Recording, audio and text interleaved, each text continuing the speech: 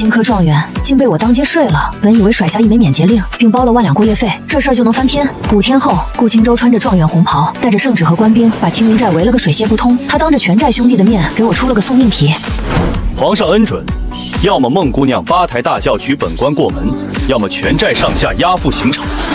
这件事说来也是误会，我在手下人孝敬了一坛烈酒后，醉得不省人事。恰逢新科状元顾青州的车队路过山下驿站，我带人去借点盘缠，结果酒劲上头，把这位状元郎当成了压寨夫人给办了。第2天醒来，我发现自己躺在一辆豪华马车里，身边躺着个衣衫凌乱、面如冠玉的男人，吓得扔下500两银票和一块青云寨免节令牌，翻窗跑了。第一，本官丢失御赐玉佩1枚，据查在孟姑娘手中，偷盗御赐之物，按律当斩。第二，孟姑娘夺了本官的清白，本官乃天子门生，岂能受此屈辱？皇上恩准，要么孟姑娘八抬大轿举本官过门，要么全寨上下押赴刑场。我本想死不承认蒙混过关，没曾想顾青州从怀中掏出那夜拍给他的银票，银票背面上写着“活挺不错”。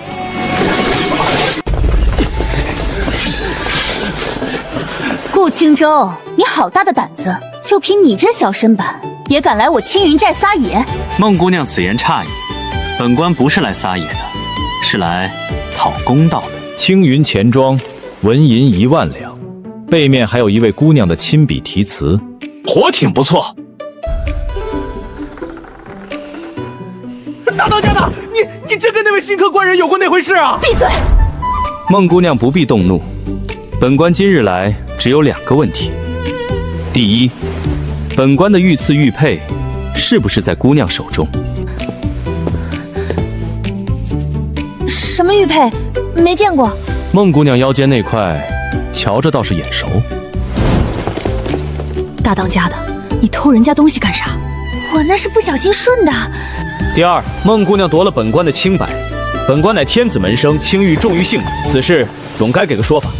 奉天承运，皇帝诏曰：新科状元顾青州遭匪女孟棠凌辱一案，事关朝廷体面，着令孟棠即日嫁入状元府，以正视听。若有不从，青云寨上下按匪盗论处，押赴刑场，斩立决，钦此。等会儿，嫁入状元府？我是女的，他是男的，凭什么是我嫁他？圣旨上写的明白，嫁入状元府。孟姑娘若有异议，可以去找皇上理论。那第2个选项呢？押赴刑场。全寨上下共37口，1个不留。大当家的，你倒是说句话啊！你到底跟他有没有那回事？铁牛哥，这不是重点好吗？你究竟想怎样？本官说得很清楚了，八抬大轿取本官过门。你是不是有病？大约是有，相思病病得不轻。大人，您这话不太合适吧？本官说的是实话。那夜之后，本官茶饭不思，夜不能寐，的确是病。你那夜喝得比我还醉，你记得个屁！本官滴酒未沾，那夜醉的只有孟姑娘一人。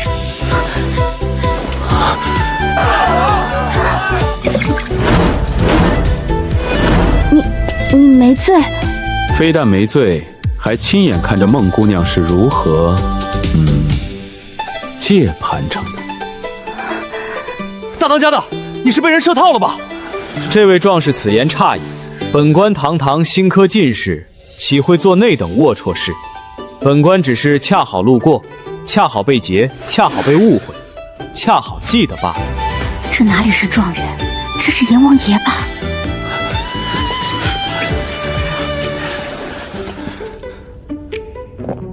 行，我取。当真？但有一条，成亲之后，你顾青州就是我孟棠的人。我说往东，你不能往西；我说吃饭，你不能喝粥。那是自然，夫为妻纲，本官懂。你是夫还是妻？本官是状元，自然该是夫。但孟姑娘若想当夫，本官也不介意当妻，全凭孟姑娘心意。好，很好，那就成亲。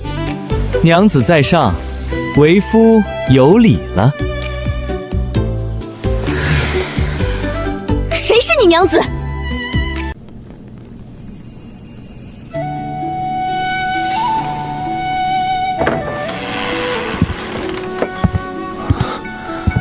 你别过来！我警告你，别过来啊！你要是过来，我就死给你看！娘子误会了，为夫身子弱，那夜之后卧床3日才起来。娘子若想对为夫做什么，为夫怕是招架不住。那你来干什么？来跟娘子谈笔生意。什么生意？3年前，镇北大相将军沈惊鸿是怎么死的？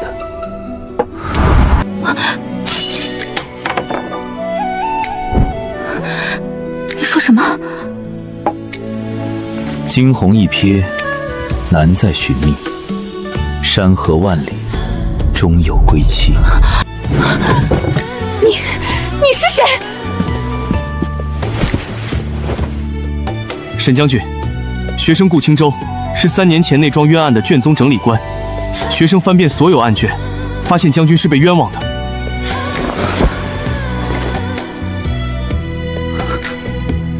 将军的副将周铁山还活着，被关在刑部大牢。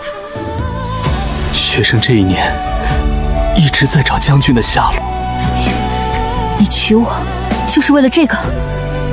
你娶我，就是为了这个？不，学生那夜在山下驿站，本就是冲着将军去的。学生知道青云寨每月都会下山借盘缠，所以特意选了那条路。但学生没想到的是，没想到将军比卷宗上写的还要好看10000倍。你少来这套！学生说的句句属实。你别过来！将军若不信，学生可以对天发誓。你一个文弱书生，胆子倒是不小。学生胆子小得很，所以那夜是将军主动的。学生胆子小得很，所以那夜是将军主动的。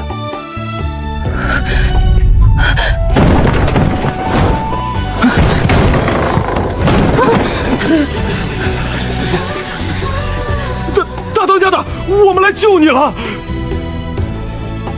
我们是不是来的不是时候？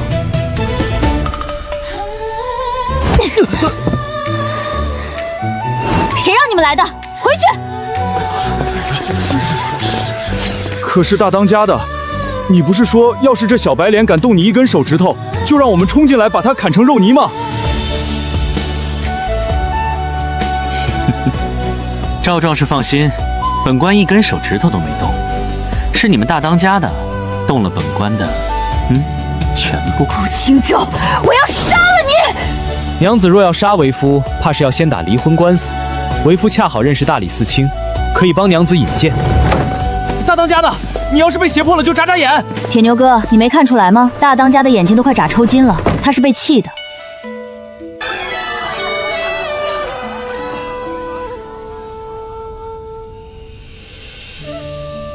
沈将军，学生的诚意，你看到了。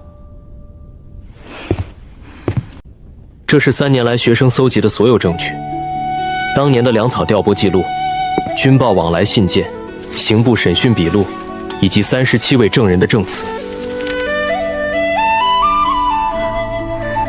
沈将军，学生花了3年时间，只为找到你。你为什么要帮我？因为将军当年救过我父亲的命。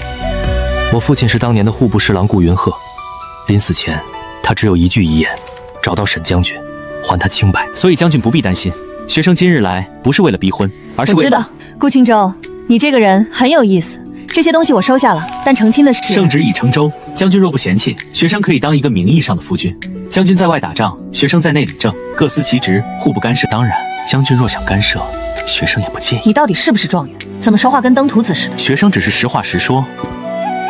沈惊鸿，我说过，那夜之后，我茶饭不思，夜不能寐，这不是玩笑。大人，出事了，宫里来人了，说要见新夫人。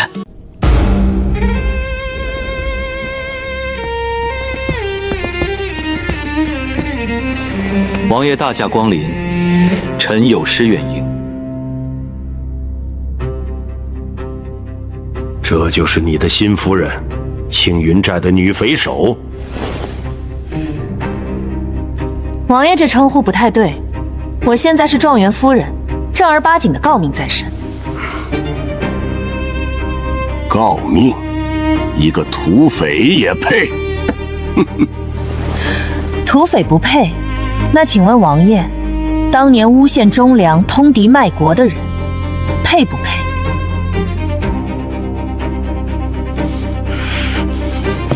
你说什么？王爷息怒，王爷息怒，内子不懂规矩，言语冒犯，臣替他赔罪。顾青州，你好大的胆子！你以为娶了这个女人就能翻当年的旧账？王爷说笑了，臣只是想安生过日子，哪有什么旧账可翻？这是今天下午刑部截获的密信，有人试图潜入刑部大牢，劫走囚犯周铁山。孟堂，你最好解释一下，为什么劫匪用的是青云寨的独门暗器？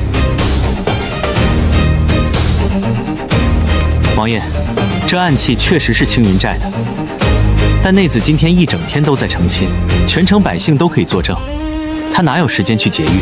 他不用亲自去，青云寨有的是人。确实，但王爷有没有想过，这暗器也可能是别人偷的？青云寨的暗器虽然独特，但3年前朝廷缴获过一批，至今还存放在刑部库房。若是有人从中取了一枚，嫁祸给青云寨，也不是不可能。你什么意思？臣只是觉得这件事太巧了。臣今日大婚，晚上就有人劫狱，用的还是青云寨的暗器，好像生怕别人不知道是内侄干的似的。王爷不觉得这更像是一个圈套吗？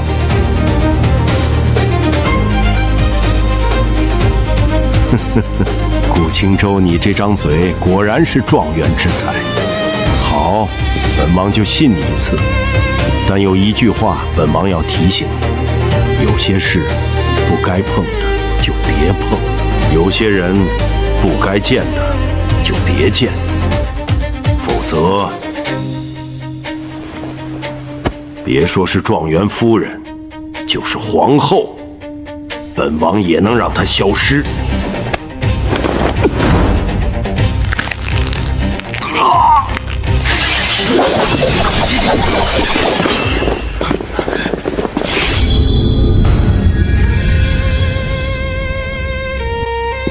哎呀，不好意思，王爷，我这个人有毛病，谁碰我就条件反射。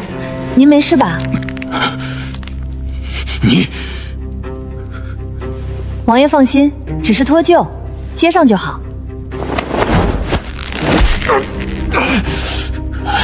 好，孟尝，你给本王等着！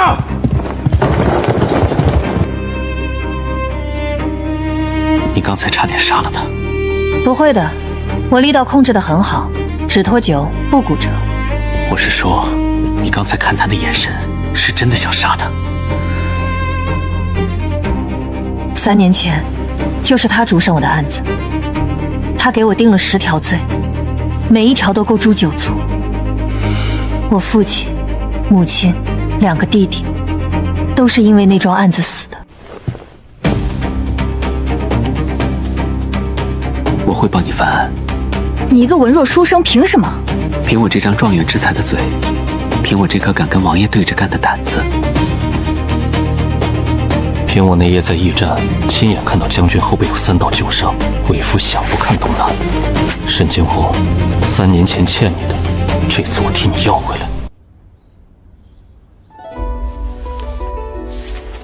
你说你花了3年搜集证据，这些东西我都看了，粮草记录对不上，军报日期有篡改痕迹，证人邓词相互矛盾，但这些都是间接证据，扳不倒平王。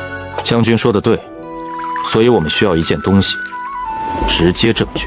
什么直接证据？3年前平王与北境通信的原始信件。当年刑部呈给皇上的证据中有3封将军通敌的信件，我比对过笔迹、纸张和墨色，全是伪造的。但真正的信件应该还在平王手中，那是他的把柄，他不会轻易销毁。你怎么知道有真的信件？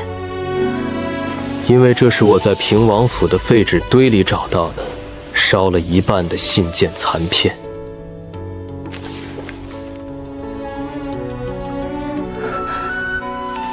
你进过平王府？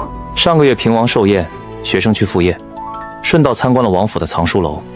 不巧，废纸漏就在楼梯拐角处。你疯了！万一被发现了怎么办？所以学生只拿了这一片，剩下的还在平王府里。确切的说，在平王妃的佛堂里。平王不信任何人，但他信佛。他把最重要的东西藏在佛像的莲花座下。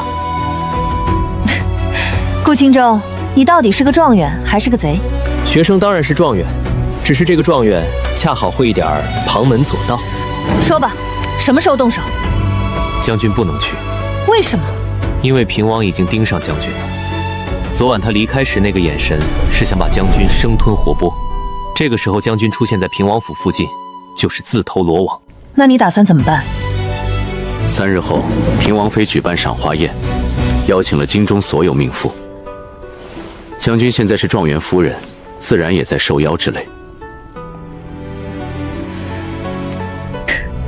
鸿门宴，所以将军不能去，我会想办法推掉。谁说我不去？将军，顾青州，你听好了，我沈惊鸿这辈子没有躲在别人身后的习惯，3年前没有，现在也没有。你说你花了3年找我，要还我清白，这份情我记着，但这件事是我的事，你一个文弱书生，安安稳稳当你的状元，别掺和进来。将军此言差矣，将军的事就是学生的事，从学生决定翻案的那天起，这件事就不只是将军一个人的事了。更何况，那夜将军说状态不错的时候，可没想着要跟学生划清界限。那夜将军说状态不错的时候，可没想着要跟学生划清界限。你能不能别提那件事？不能，那是学生平生最得意的事，要记一辈子。你说正事，赏花宴将军可以去，但有3个条件。说。第一，我会安排人暗中保护将军，将军不许甩掉他们。第二，将军只负责拖住平王妃，佛堂那边我另有人手。谁？一个将军绝对想不到的人。你不会又在打什么歪主意吧？第三，无论发生什么，将军都要活着回来。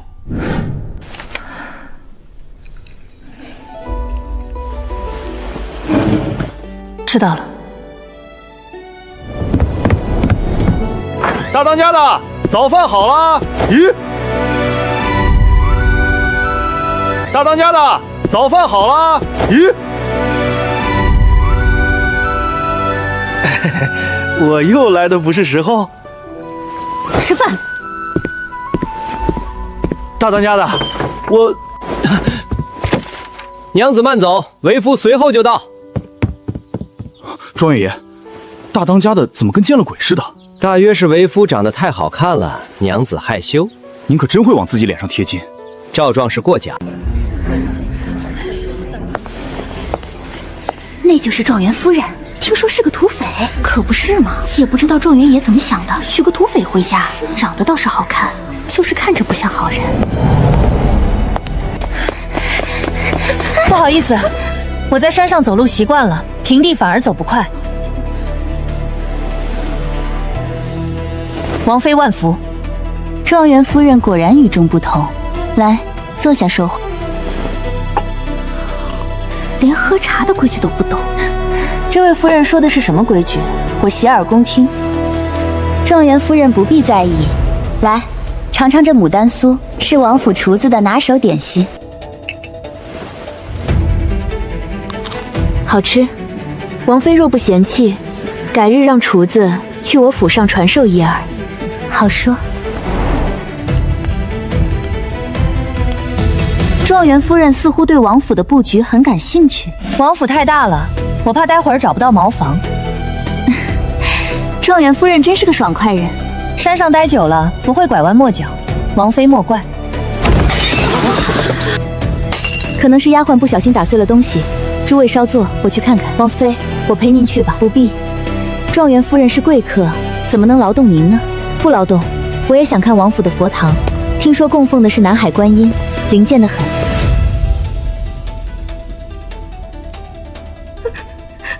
王妃恕罪，奴婢不是故意的。下去领罚。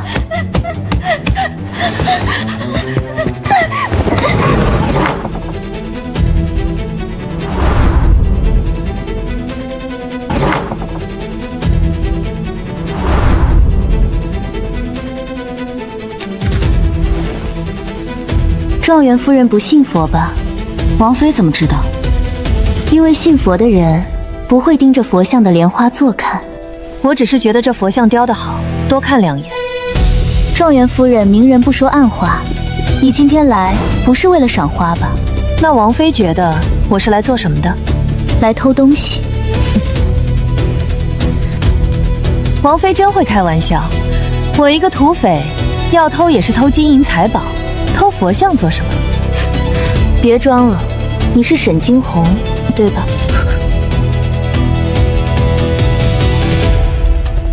？3年前的镇北大将军假死逃生，落草为寇。你以为换个名字就没人认得你了？你以为嫁给顾青州就能翻案？我告诉你，不可能。3年前你翻不了，3年后你更翻不了。王妃，你知道我3年前为什么会被诬陷吗？开什么玩笑？因为你通敌叛国。因为我查到真正的通敌者是平王。你胡说八道！胡说八道？那王妃为什么这么紧张？我没有紧张。那王妃为什么不敢看我的眼睛？我没有不敢看你。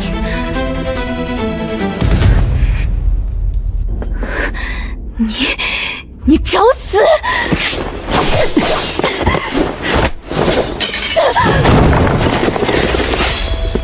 精彩，精彩！沈将军果然身手不凡。王爷来得真快。本王一直在等将军，从将军踏入王府的那一刻起就在等。你以为你那个状元夫君真的能帮你翻案？你以为他安排的人手能进得去佛堂？铁牛，本王早就知道你们会来，所以本王将计就计。你想要的是这个，对吧？3年前，本王与北境的通信原件。沈惊鸿，3年前你侥幸逃过一死，今天你没那么幸运了。拿下！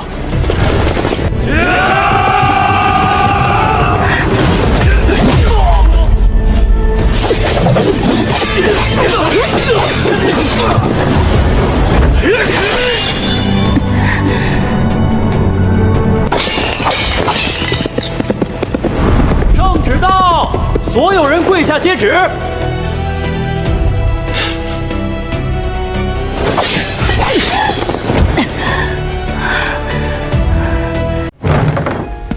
顾青州，你敢带兵闯我王府？王爷误会了，臣不是闯，是奉旨办事。奉天承运皇帝诏曰，着令状元顾青州协同大理寺刑部重审3年前沈惊鸿通敌一案，凡涉案人员、涉案物品，皆可随时调阅搜查。钦此。重审？皇上怎么会？臣昨日面圣，呈上了3年来搜集的所有证据。皇上看完之后龙颜大怒，当即下了这道旨意。王爷手里拿的想必就是3年前的通信原件吧？正好，臣可以一并带回去，作为呈堂证证。顾青州，你以为你赢了？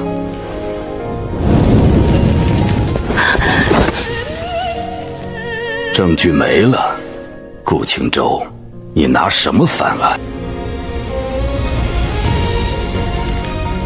王爷，臣什么时候说过证据只有这一份？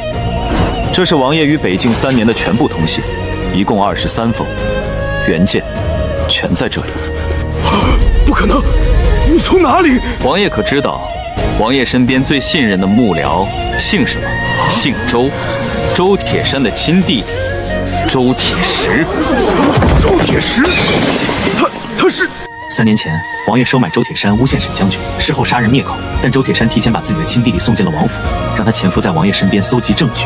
周铁山不是什么忠臣，他他贪财怕死做了伪证，但他有一个底线，他不愿看到真正的忠良含冤而死。将军，末将对不起你。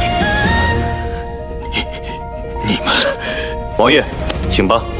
大理寺的马车已经在门外等着了。王爷，沈惊鸿，你赢了。不是我赢了，是公道赢了。顾青舟，你怎么了？没事，就是昨晚一夜没睡，有点晕。来人，叫大夫，快叫大夫！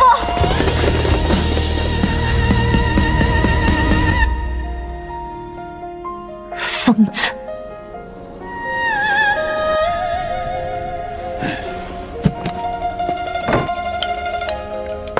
大当家的，状元爷怎么样了？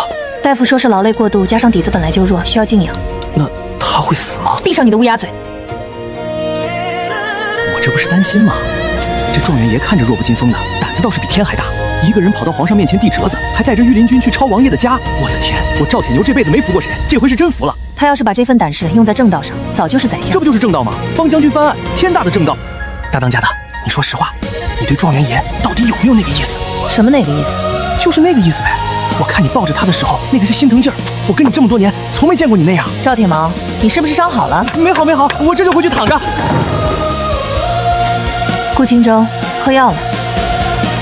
顾青舟，顾青舟，喝药了。顾青舟。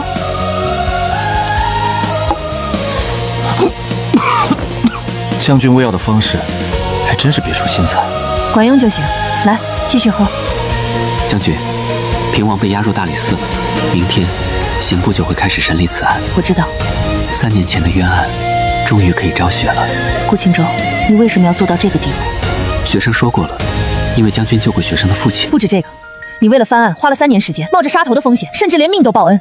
将军想知道真正的原因？想。 3年前，我父亲被推至查办那天，我去刑部大牢看去，学生是在完成父亲的遗愿，但后来学生发现，这件事早已不只是遗愿了。那是什么？是心意。顾青舟，等你身体好了，我带你去一个地方。什么地方？青云寨。去做什么？去见见我爹娘的牌位，他们要是知道你帮我翻了案，应该会很高兴。好。顾青舟。嗯。谢谢。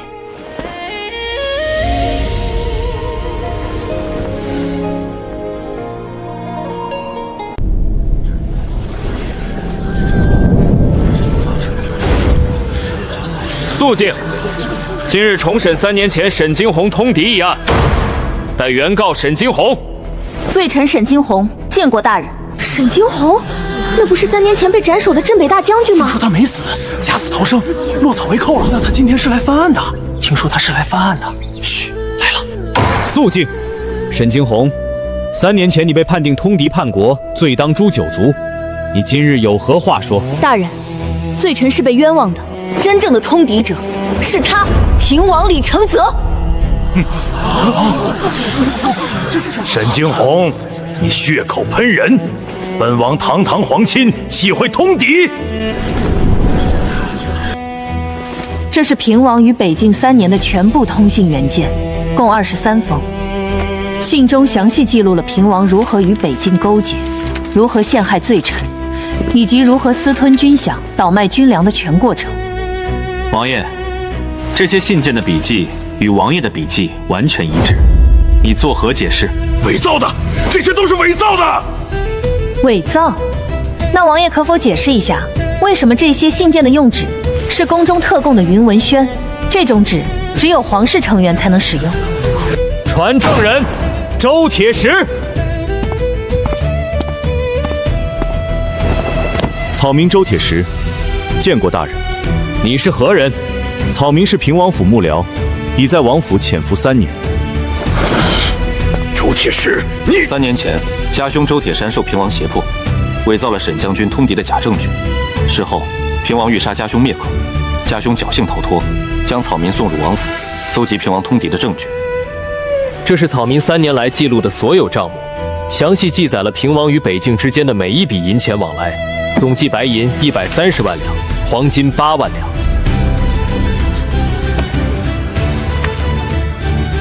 130万两，这是朝廷3年的军费，这些钱足够养5万大军了。这个平王吃里扒外，该杀！这家伙是来冤枉的，我太疯了！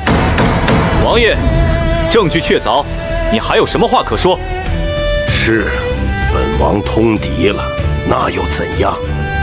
你们以为本王是主谋？本王告诉你们，本王背后还有人，那个人比本王位高权重，比本王更想置沈惊鸿于死地。谁？你猜？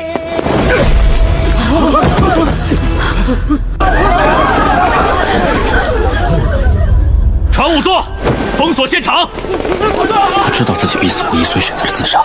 但他死前说的那句话，不是疯话，他背后真的有人。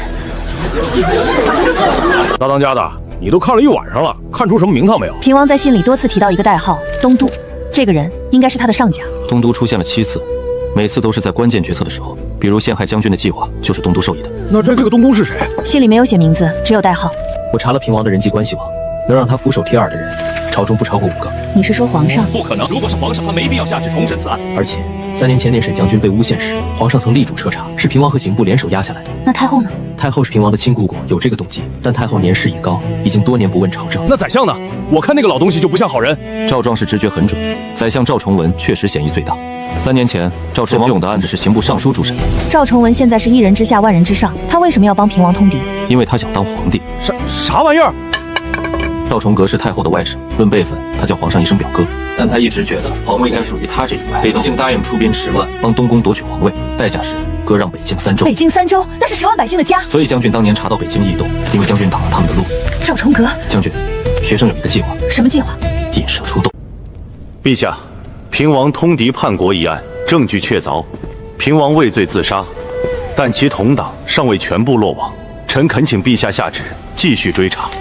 好，朕知道了。东蜀，这是何人？陛下，臣有本奏。讲。这是臣昨日在平王府密室中搜到的信件，是平王写给东主的密信。信中提到了东主的真实身份。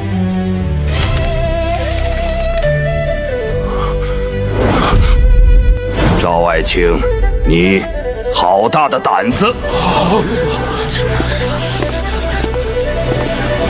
陛下，臣不知陛下何意，你自己看。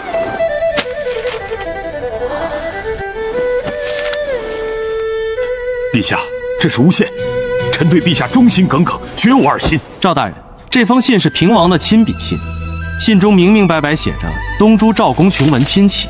赵大人还有什么话可说？顾青州，你一个小小状元，也敢诬陷当朝宰相？臣不敢，臣只是把证据呈给陛下，是非曲直，自有陛下胜断。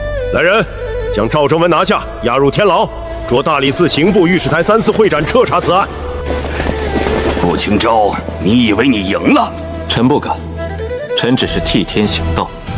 替天行道，你会后悔的。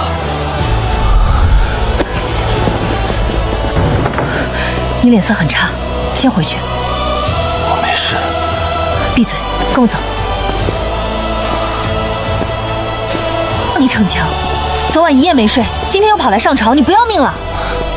将军报的真闭嘴。好。顾大人的身子本来就弱，这段时间操劳过度，伤了元气。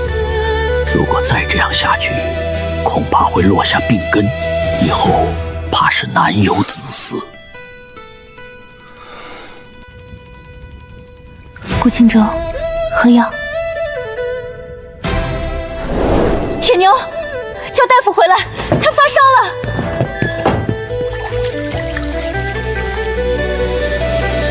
顾青州，你听到了吗？你不能死，你死了，谁给我熬药？谁给我煮茶？谁叫我娘子？今晚是关键，如果能退烧，就没事了。能。大当家的这是动心了。这是把心掏出来了。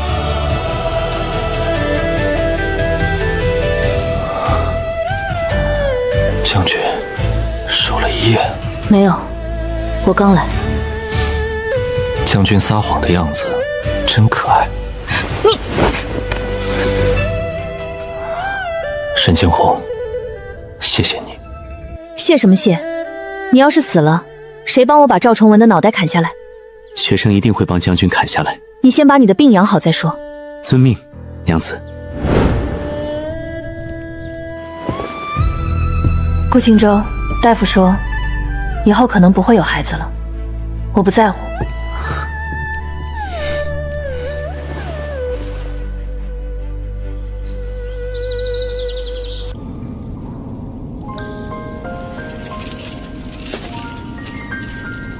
哟，状元爷和状元夫人来了，这是来看本官的笑话。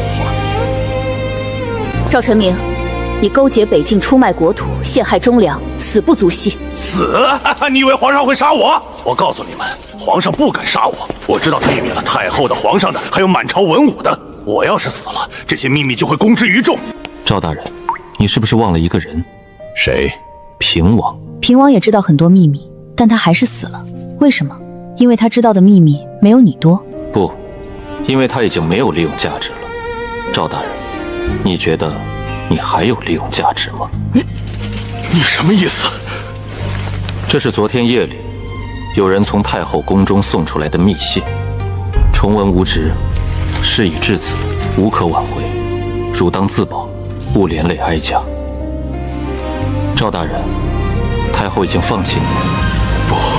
不可能，太后不会放弃我的。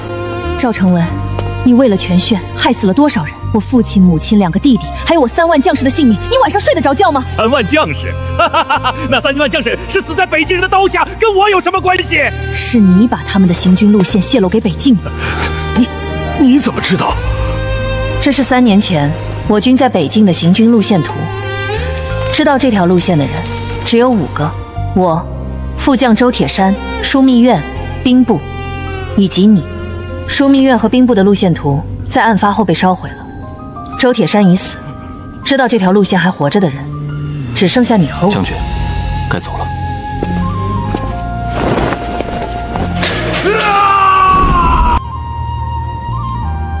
爹娘、弟弟们，你们的仇报了。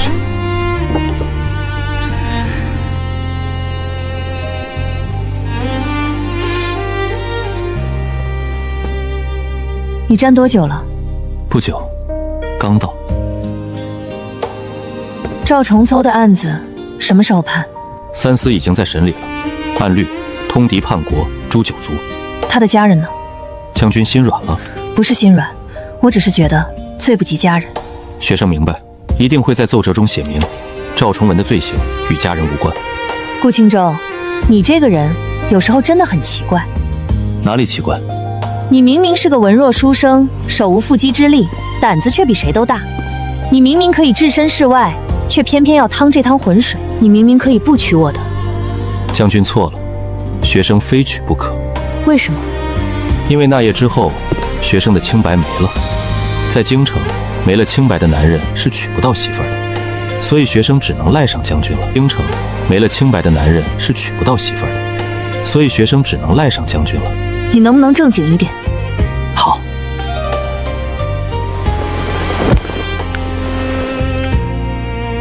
沈惊鸿，这是家传的玉佩，我父亲说要交给未来的儿媳妇。那夜将军拿走它的时候，学生就在想，也许这就是天意。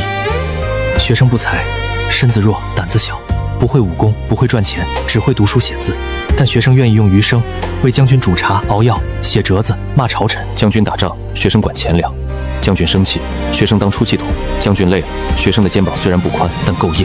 沈惊鸿，嫁给我，不是圣旨逼的，不是形势所迫，是我顾青州真心实意想娶你。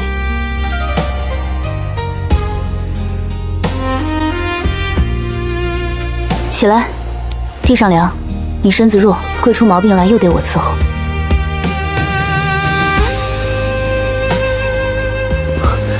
将军这事答应了。我说不答应，你会退婚吗？不会。学生可以再求一次。那你还问什么问？谢谢你愿意要我。北境10万大军压境，边关告急。镇北将军战死沙场，3城失守，敌军已兵临雁门关下。陛下，我军在北境仅剩5万残兵，粮草不足半月。援军若再不出发，雁门关怕是撑不过10天。谁可领兵出征？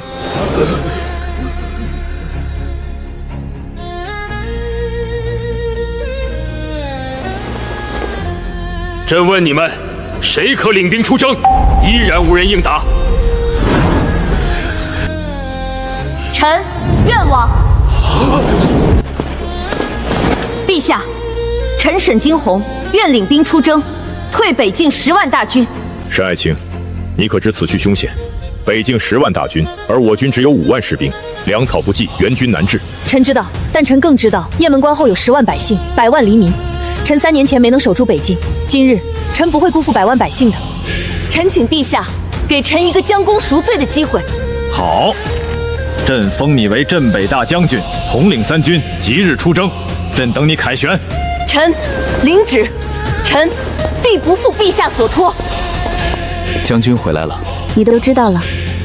今早的战报，学生看过了。将军要去多久？不知道，也许3个月，也许半年。好，这是学生准备的，里面有北境的地形图、敌军的布防图，还有一封写给北境官员的信。你什么时候准备的？从将军翻案的那天起，学生就在准备了。这是学生贴身带来的10年的玉佩，将军带着它，就当学生陪在将军身边。顾青州，你等我回来。好。顾青州，你等我回来。好。不许生病，不许熬夜，不许不吃饭，不许想我。这个学生做不到。沈惊鸿，你要活着回来。好，等我回来，洞房。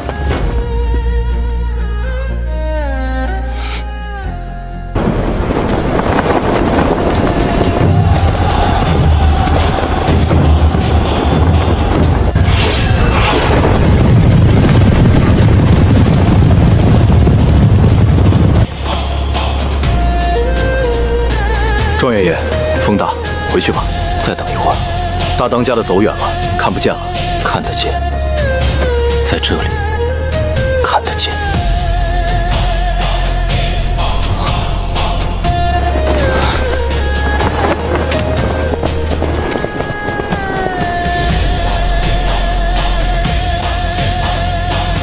将军，敌军主力5万人在中军，2翼各2万5，粮草在后方50里，由1万人看守。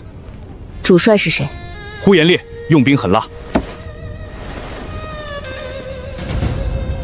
呼延烈，3年前的手下败将。3年前他在我手上折了5万人。刘武，我军5万，敌军10万，不能守，只能攻。5万对10万怎么攻？谁说我要正面进攻？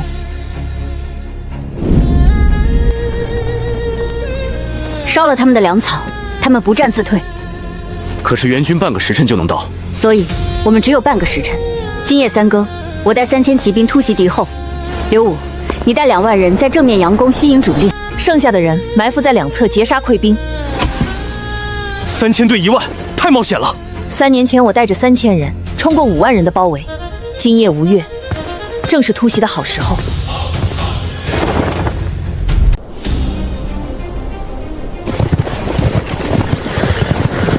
将军，敌军守卫松懈，大部分人在睡觉，只有几百人在巡逻。好，传令下去，等我的信号，一起冲！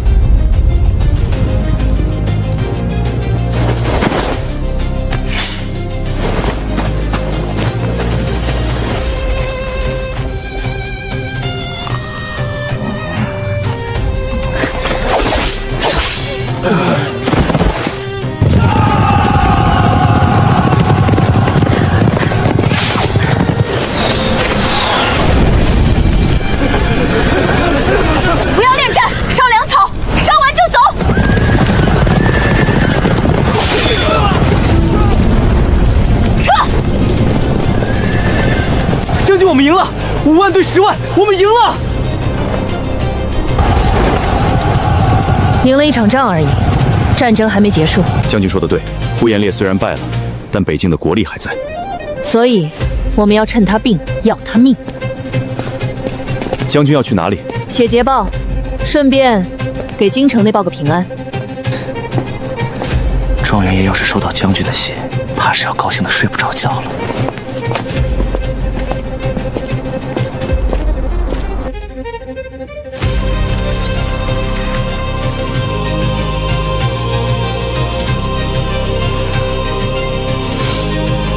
沈惊鸿，你可真是个嘴硬的家伙。状元爷，大当家的信上写了啥？他说他很好。我就知道，大当家的天下无敌。是啊，天下无敌。沈惊鸿，我等你回来。好，好，好！5万破10万，沈将军不愧是朕的镇北大将军。吾皇万岁万岁万万岁！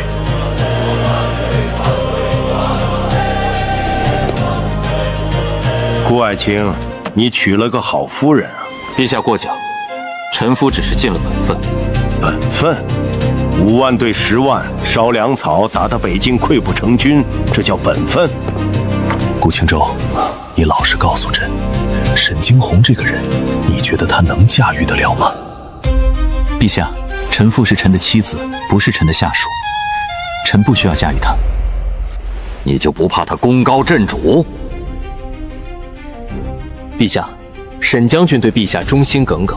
3年前他含冤而死，3年后他为陛下出生入死，这样的人不会功高震主。去吧，替朕给沈将军写封嘉奖信，让他在北京待着，臣遵旨。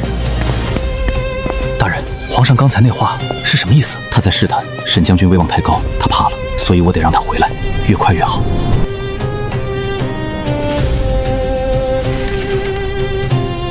将军，状元爷说什么？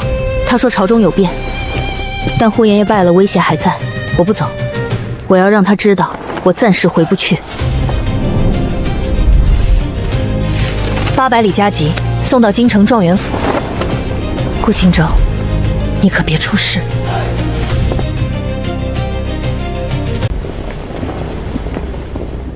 北境传来消息，呼延烈再次集结了8万大军，兵临城下。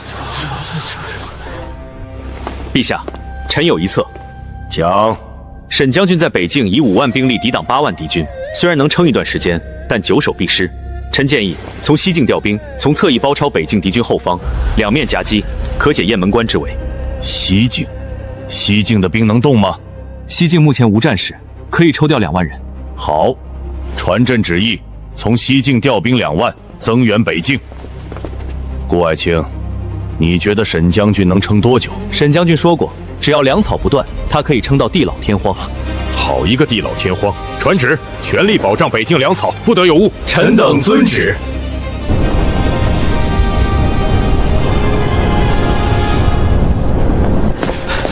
将军，敌军又退了，今天的第3波进攻又被我们打退了。伤亡如何？又折了2000人。将军，我们的兵力已经不足3万了。援军什么时候到？最快还要10天。10天，撑得住。将军，您的伤？皮外伤，不碍事。都见骨头了，还皮外伤？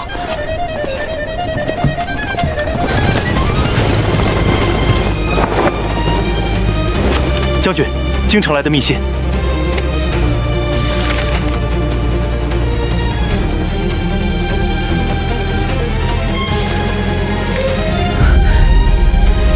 拥兵自重，我在前面拼命，他们在后面捅刀子。将军，怎么了？没事，传令下去，加强戒备，今夜可能有夜袭。是。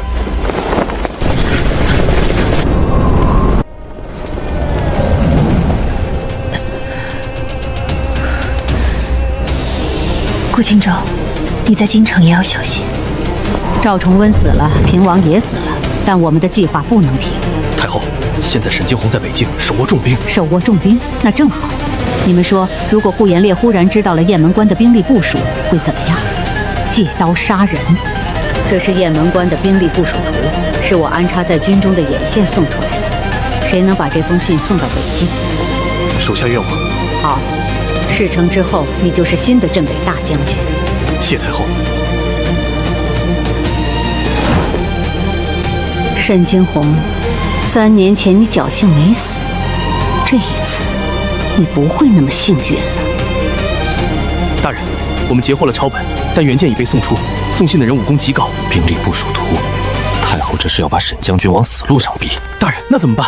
要不要给将军送信？来不及了，除非有人能比送信的人更快到达北京。可是最快也要7天，送信人走暗道只需5天。如果我走官道，换马不换人，4天能到吗？大人，您的身体……我问你，4天能到吗？能，但大人会死的。死不了。飞马，我要去北京。大人，不可！李真，我的妻子在北京，她要死了，我还活着干什么？沈惊鸿，等我。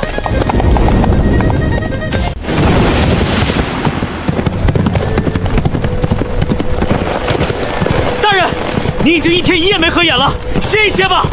不歇，您的身体会垮的。垮不了。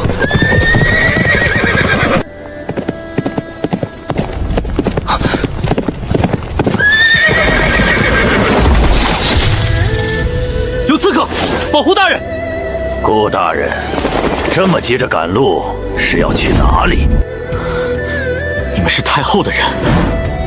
哼哼，顾大人果然聪明，可惜聪明人通常死得早。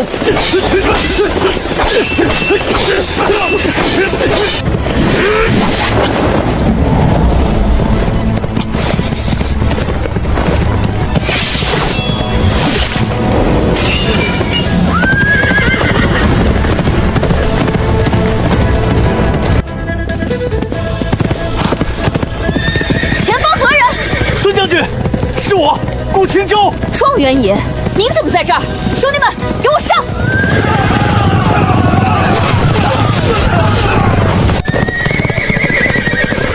状元爷，您受伤了。皮外伤，不碍事。孙将军，你怎么在这里？皇上收到密报，说有人要对你不利，派我带兵沿路搜寻，幸好赶上了。您这是要去北京？太后派人给北京送信，里面有雁门关的兵力部署图。如果呼延烈拿到这封信，沈将军就危险了。什么？那封信送出去了吗？送出去了，我必须赶在那封信之前到达北京。来不及了，那封信走的是暗道，比您快2天，所以我要走得更快。好，我陪您去。我骑马比您快，武功比您好，而且我也担心大当家的。李虎，你带人把刺客押回京城，交给皇上。其他人跟我走。是。坐稳了。沈惊鸿，等我。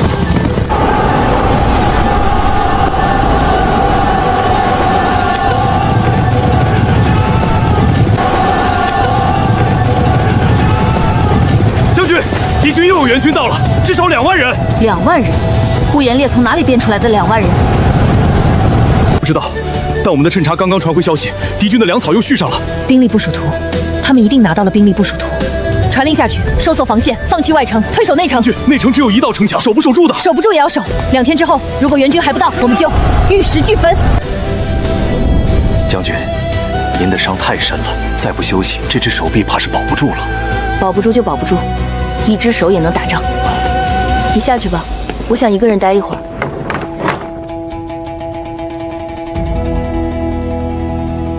顾青州，你说这玉佩灵，可我带着它还是受伤了，看来你也有不灵的时候。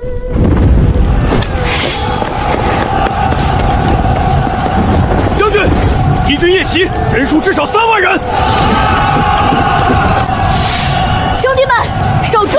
援军就要到了！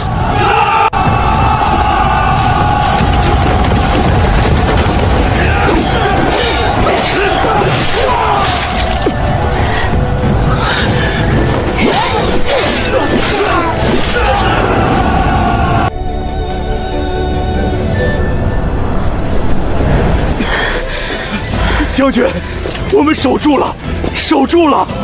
伤亡又折了3000人。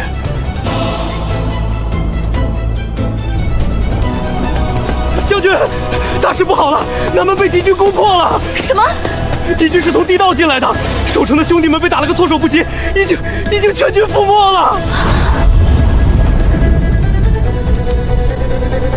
刘武，你带人守北门和西门，我带人去南门。别废话，快去！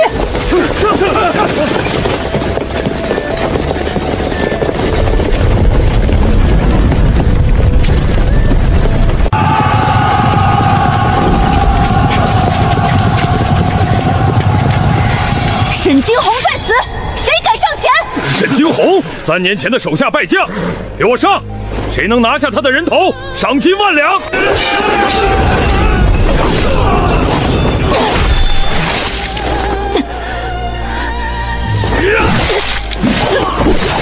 顾景舟，对不起，我回不去了。顾景舟，对不起，我回不去了。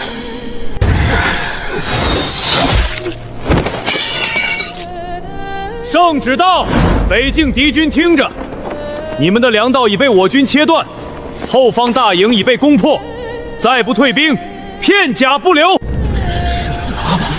不可能，我们的粮道怎么可能被切断？将军不信，可以派赤血去看看，此刻不应该已经烧成灰烬了。去，将军，粮草大营真的被烧了，火光冲天，10里之外都能看见。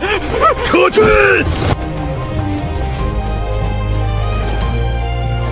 沈惊鸿，你怎么伤成这样？你不是说玉佩很灵吗？是我不好，带着它来晚，怎么还受伤？不晚，正好。沈惊鸿，你醒醒！你不能睡，你听到没有？还有麦，快叫军医！沈惊鸿，你说过要等我回来的，你说了要洞房的，你不能食言。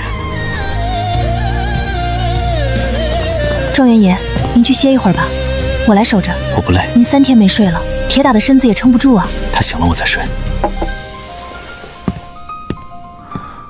沈惊鸿，你快醒吧，你再不醒，我就要睡着了。你怎么哭了？你吓死我了！你知不知道你吓死我了？好了好了，我这不是没死吗？你再说一个死字试试。我这不是没死吗？你再说一个死字试试。这个人千里奔袭，杀出重围，烧了敌军的粮草，带着圣旨来救他。他一个文弱书生是怎么做到的？你是怎么烧了敌军粮草的？学生路上遇到了孙将军，他带了一队羽林卫，我们绕到敌军后方，趁着夜色把他们的粮草给烧了。你一个文弱书生也敢去烧粮草？学生没动手，学生只是动嘴。动嘴？学生写了一封信，让人射进敌军粮草大营。信上写着，你们的粮草已经被包围了，投降不杀。然后孙将军带人在营外造势呐喊，制造了千军万马的假象。敌军手下信以为真，带着人跑了，我们就把粮草毁了。顾青舟，你可真是个老狐狸。将军过奖。不过谢谢你。谢什么？谢谢你救了我，救了雁门关，救了10万百姓。学生不是为了那些。那你是为了什么？为了你。知道了。别哭了，丑。好，不哭。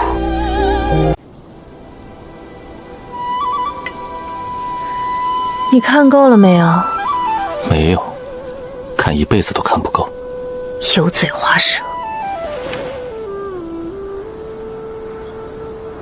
哼！大当家的状元爷，京城来的信。怎么了？皇上让我们回京，太后被废了，朝中需要进行大清洗。该回去了。将军，我们回家。好，回家。那就是沈将军，镇北大将军，5万破10万的英雄。后面的就是状元爷吧？听说他千里奔袭，烧了敌军的粮草，救了沈将军。这可真是天生一对啊！一个能打仗，一个能算计，绝配。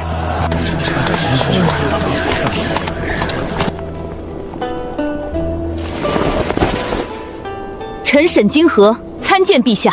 沈爱卿辛苦了，你这次立了大功，朕要好好赏你。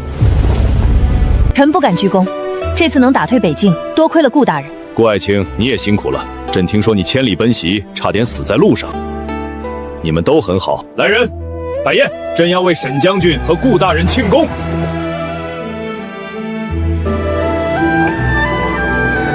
再忍忍快了。这些舞技跳的还没青云寨的兄弟扭秧歌好看。来，朕敬沈将军一杯。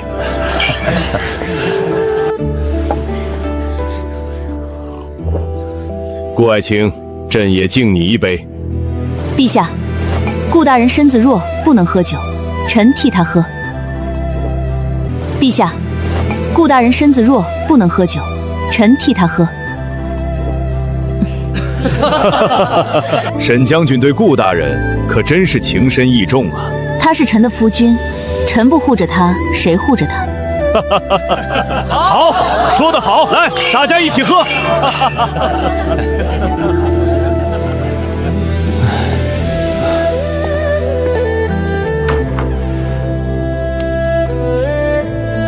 这是你准备的？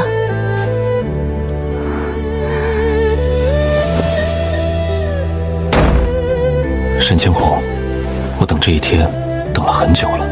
等什么？等你做我的妻子，真正的妻子。顾青州，你知道我是什么时候开始喜欢你的吗？不知道。是你把青云寨围了的那天，你站在聚义厅里，穿着状元红袍，笑得像个狐狸。我当时就想，这个男人，要么我杀了他，要么我嫁给他。将军选择了后者，学生很荣幸。你就不怕我选前者？不怕，因为将军舍不得。你不是说那夜是我主动的吗？怎么现在脸红了？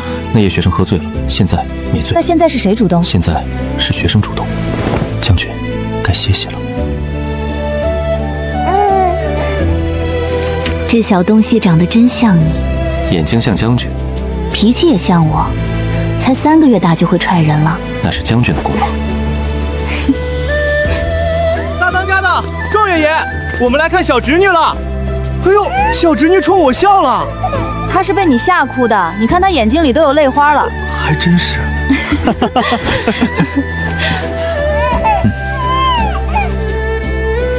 活着真好。什么真好？有你们真好。我也是。